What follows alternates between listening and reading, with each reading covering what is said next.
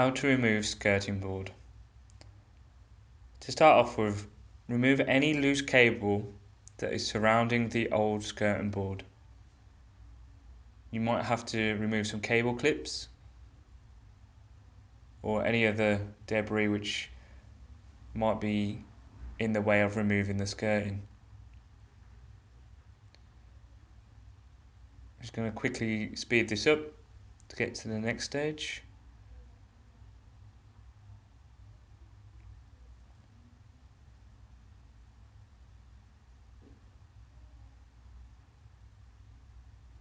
Once all cable's been removed, you need to run a Stanley knife down the back of the skirting board where it meets the wall and remove any caulk which might be keeping it stuck together.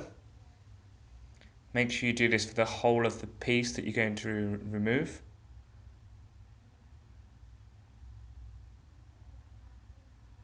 You might have to do this a few times to make sure you've got a good deep cut.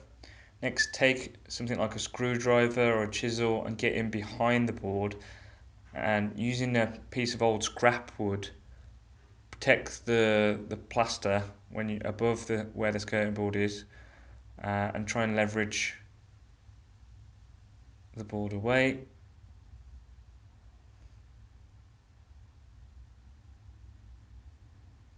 And then we just got it started. So by using the wood above the scrap wood, any leverage you might be doing against the wall is protected, because any damage you might do below the line of the old skirting is most likely be covered up by the new skirting.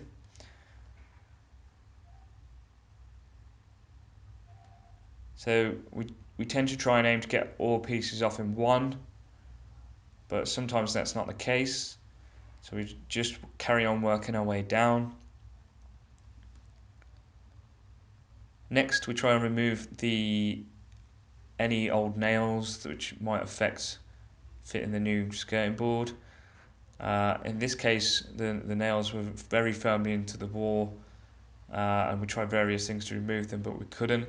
So we decided to knock the nails into and below the plaster. This is because we need a smoother finish for the skirting boards.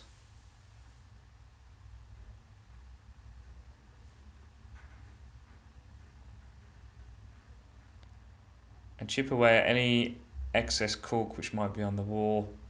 Again, just give that smoother wall to apply to. We're just going to run through this again with another piece. Run the Stanley knife across the skirting board again, all the way down to the end of the wall. Again, we're speeding this up here just to showcase. And again, you might have to go over it a couple of times.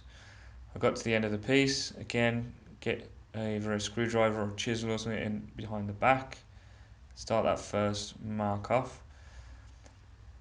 Put your protective board in behind, and then you can obviously offer a bit more pressure when trying to remove the board. Work your way along with your crowbar.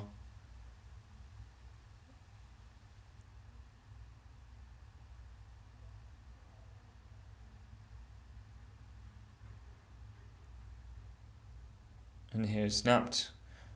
We try and get it off in one piece, but again, that's not always the case.